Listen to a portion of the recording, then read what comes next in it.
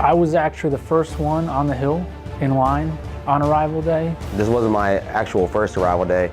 I'm a reclass from class 163. So it was actually tougher coming up this hill the second time. Butterflies, basically.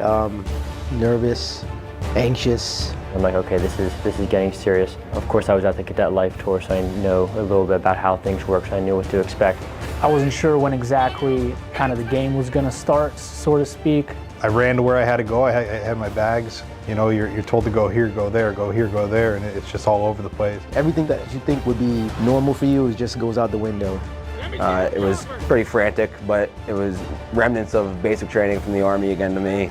I was kind of just focused on myself. Yeah, I saw everybody else getting yelled at and screamed at and doing push-ups, but you know, I was kind of just focused on what I had to do. You could see the kind of the anticipation and fear in everyone's eyes, including myself. They just put you in that position where you're just constantly in this state of panic. They tell you what you need to do to succeed, you know, so you do your best to just follow their instruction. That's all part of it, I guess, just the stress inducement aspect. But that, you know, definitely set the tone for how it's going to be for the next 6 months. So the first week, I mean, looking back now, it's unbelievable that we're here 5 weeks already. It's flew by. You know, the first week they're trying to weed out the people who have those thoughts in the back of their head about, is this for me? It's scary. You don't want to go anywhere alone, really.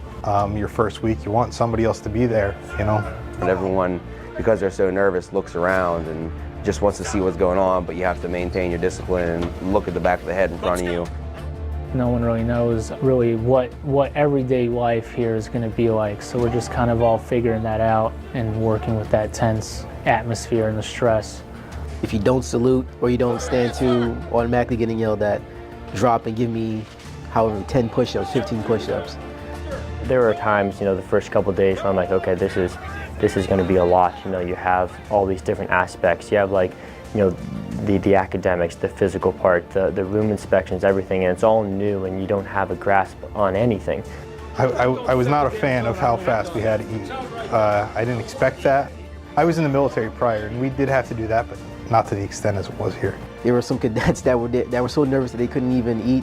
Some of them were throwing up because they were trying to eat too fast. Just eating fast in general. Some people would usually just take their time and are used to their half-hour lunch break, and 5 minutes is just completely new to them.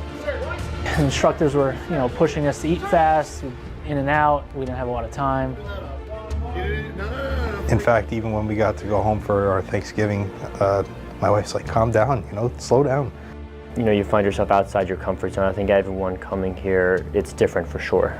The stress levels are high. They purposely, you know, induce those levels of stress even when eating. For me, the biggest thing I noticed was it seemed like after every meal is when we'd end up on the parade field. So I was trying to gauge how much food I can eat to not be hungry, but also not feel like I'm running with, you know, a full stomach.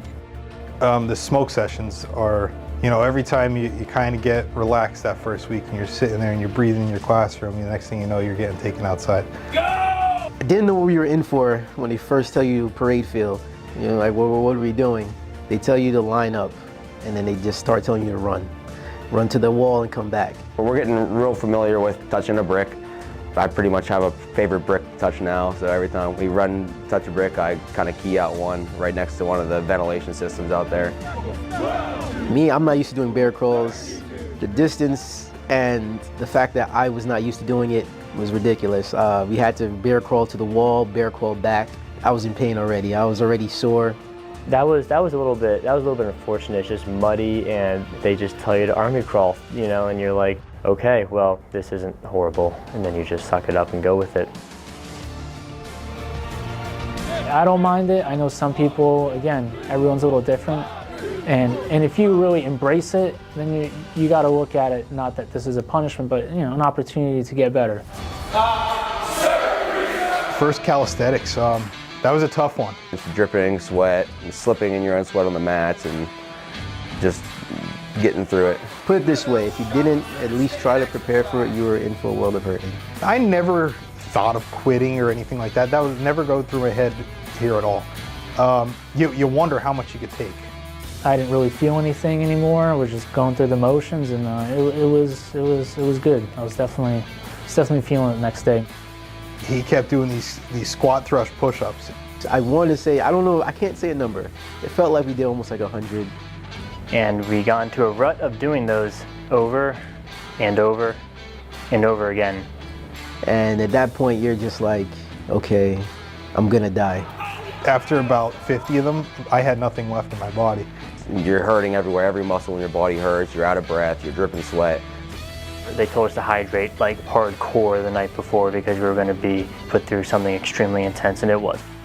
The only experience boxing I really had was through the military, which was actually a very similar process. We enjoyed it, we had fun, we hit each other hard, and I think it was a good time. Yeah, you know, I'm not going to take anything personally. You're not going to take things personally. You know, it's like we both kind of want to test ourselves and, you know, give it our all. My experience with boxing was limited just to bag work and hitting the bag, and the bag doesn't punch back, and the bag doesn't really move. So it's just kind of tough. One good knock into the head, and everything kind of just blacked this way, and I just solely focused on him. I said, okay, if I get hit like this again, I'm gonna be knocked out. Saw a little bit of stars, and then you kind of recover quickly and you reassess where you're at. So I thought that was really good. Your head spins, you don't know kind of what's going on, your ears are ringing. It was both a confidence booster in the sense of like, okay, yeah, I can take punches to the face, and then I can also like deliver in return.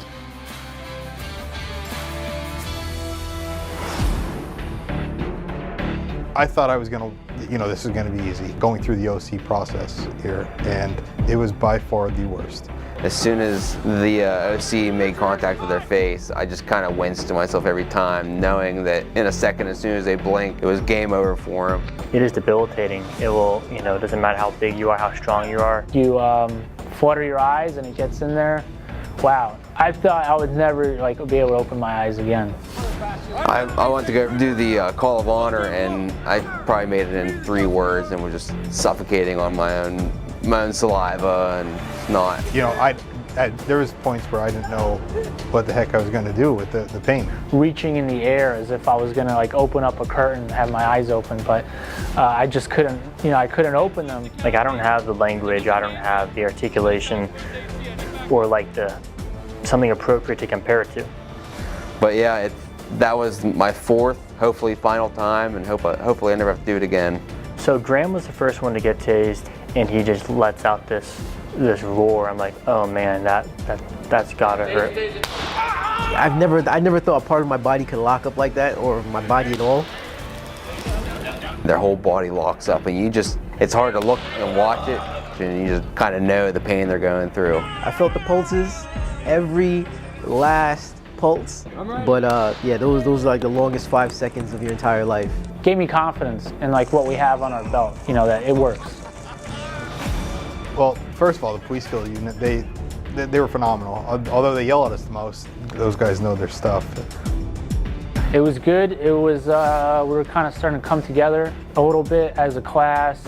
Some real hands-on training with the patrol unit, so that was good. A lot of energy. It was a high energy environment, especially when we were doing the first half of the day with the breaching and all of that with I think it was a long gun, the shield, the battering ram, and the pistol. By the looks of it, everybody was ready to be there. I don't think there was anybody there that was not excited, not ready, not amped up. Everyone's relying on you to make that good entry into the house.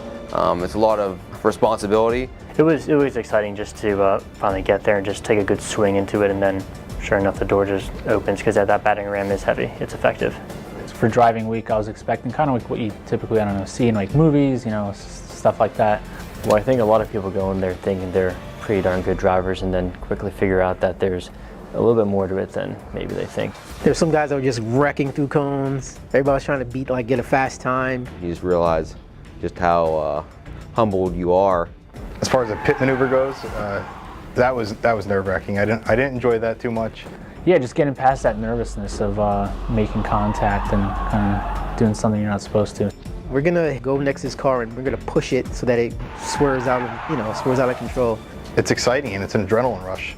Yeah, it was a cool experience because everything kind of clicked and the puzzle finally all fell together. I enjoyed the crimes course. I enjoyed the crime guys. They are all phenomenal.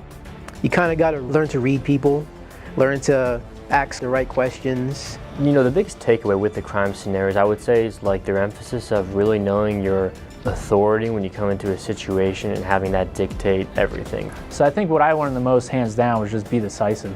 People look to you to know what you're talking about and know what kind of crime to be looking for. So it's certainly important. I like it. Keep your head, but at the same time, just make sure you pay attention to everything.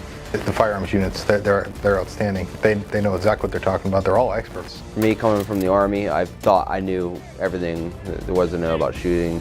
The stuff that they taught me kind of reset me to their way of thinking, which I think now is certainly the right way. Prior to coming here, I've shot 0 guns in my life. You start off from 0 and they work you all the way up to 100. They just really break it down nicely into bite-sized pieces. Starting from the ground and going up, everyone kind of reached the same baseline, so everyone's on the same page. I think everyone's coming away here, very familiar and comfortable with what is available to them and how to use it. In the first inspection with Corporal Bermudez and then the Blues, even that just feels like a big deal. Your mind's going a million miles an hour. You're trying to get your uniform perfect. Your lines on your pants perfect. Your gig line has to be perfect. Everybody's up at 3 in the morning trying to get everything ready and make sure that everything is good to go. You get to the inspection and Sergeant Burke, he's a man of the military.